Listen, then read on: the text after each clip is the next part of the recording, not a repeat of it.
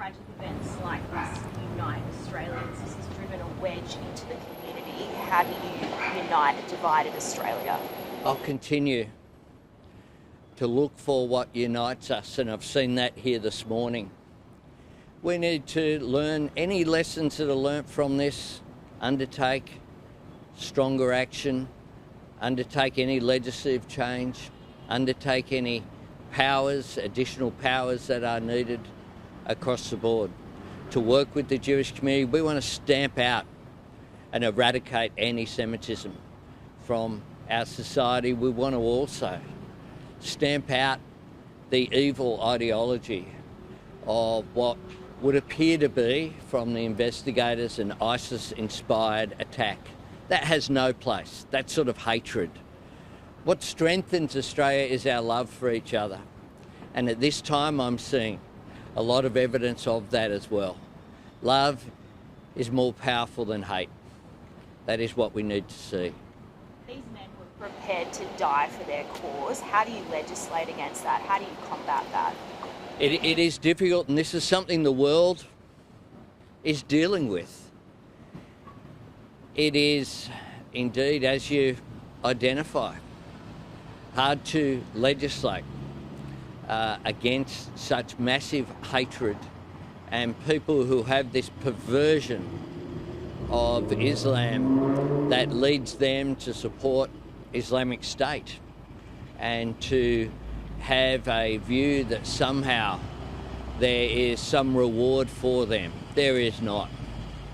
They are evil. We need to make sure that we do whatever is within our powers. Now that means education. It means as well stamping out, calling out evil when we see it, and we'll continue to do so, not just as a government, but as a nation as well. So fast-tracking your response to the Siegel report, what priorities are there? What are you prioritising in your response to that? Well, I met with Gillian Siegel again yesterday. I've spoken with her daily. We're continuing to work through a whole range of the measures in the Siegel report, of course, on anti-Semitism. We are already implementing. If there's a need for as well to examine, this isn't a set and forget report. This is something that will be an evolving position. Anti-Semitism has been around for a long period of time. Many nations, such as the United States, have had special envoys in anti-Semitism for a long period of time.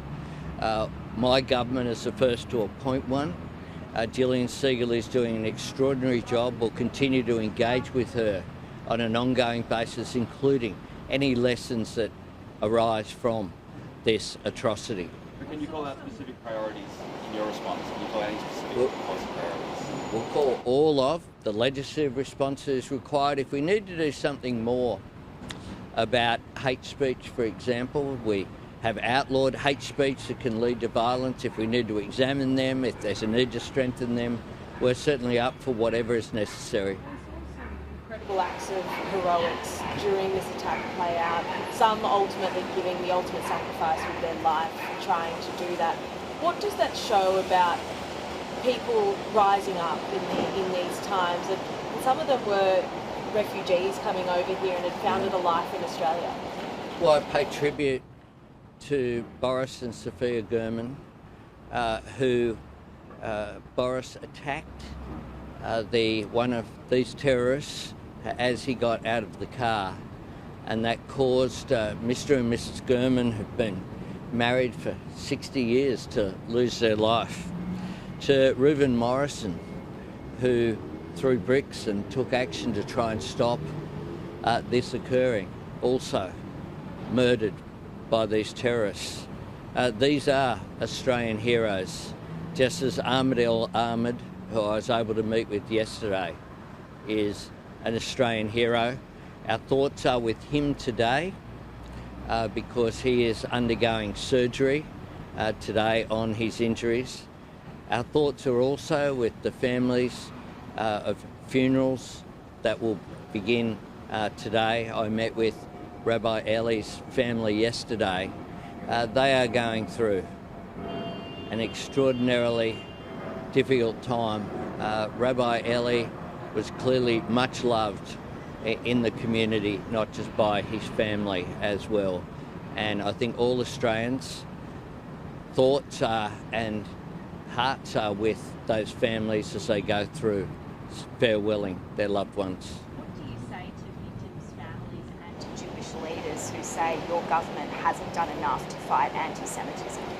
I say that the battle against anti-Semitism has been around for a long period of time. We've called out and will continue to call out. We'll work with the community. I had discussions with community leaders last night.